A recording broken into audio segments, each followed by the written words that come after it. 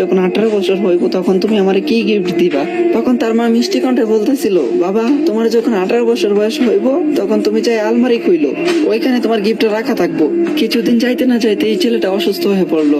তখন তার মা তারা নিয়ে ডাক্তারের কাছে গেল। তারপরে ডাক্তারে অনেক পরীক্ষা নিরীক্ষা করার পরে জানতে পারলো যে ছেলেটার 2টা কিডনি ড্যামেজ হয়ে গেছে। এই কথা শুনে তো মা পুরোপুরি ভেঙে পড়ছে, অনেক কান্না করতেছিল। তারপরে এমনি এমনি 2 বছর কাইটা গেল। 2 বছর পরে যখন ছেলেটা পুরোপুরি ভাবে সুস্থ হয়েছে তখন বাড়িতে যখন ফিরে আসলো তখন ছেলেটা জানতে পারলো যে তার মার বেঁচে নাই। তার মা তারা চাইরা অনেক আগে চলে গেছে। তখন ছেলেটা অনেক কান্না করতেছিল, আর কান্না করতে করতে তখন মনে পড়লো যে আলমারির কথা। তখন সে আলমারির কাছে যায়, আলমারিটা কইলা দেখলো ওইখানে একটা গিফট বক্স রাখা। যখনই গিফট বক্সটা ওপেন করলো তখনই দেখলো ওইখানে একটা চিঠি রাখা। আর এই চিঠিতে লেখা ছিল, এ আমার কলিজার টুকরা। আরে ওই আমার কলিজার টুকরা, তুমি যখন অসুস্থ হয়েছিলা তখন আমি তোমার ডাক্তারের কাছে নিয়ে গেছিলাম। তখন ডাক্তারে বলতেছিল যে তোমার নাকি 2টা কিডনি ড্যামেজ হয়ে গেছিল, তুমি নাকি আর বেশি দিন দুনিয়ার আলো দেখতে পারবা না। তখন আমি এই সিদ্ধান্তটা নিছি যে আমার 2টা কিডনি আমি তোমার দিয়ে দিমু।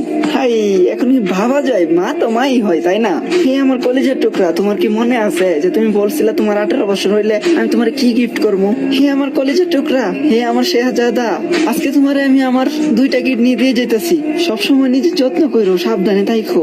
হ্যাপি বার্থডে মাই সান। আর এটাই হয় মায়ের ভালোবাসা। মায়েরা কখনো স্বার্থ খোঁজে না, আর আজকালকার ছেলে মেয়েরা মায়ের কদর করতে জানে না। আরে ভাই, সময় থাকতে মায়ের কদর করো, হারাই গেলে কিন্তু আর পাইবা না।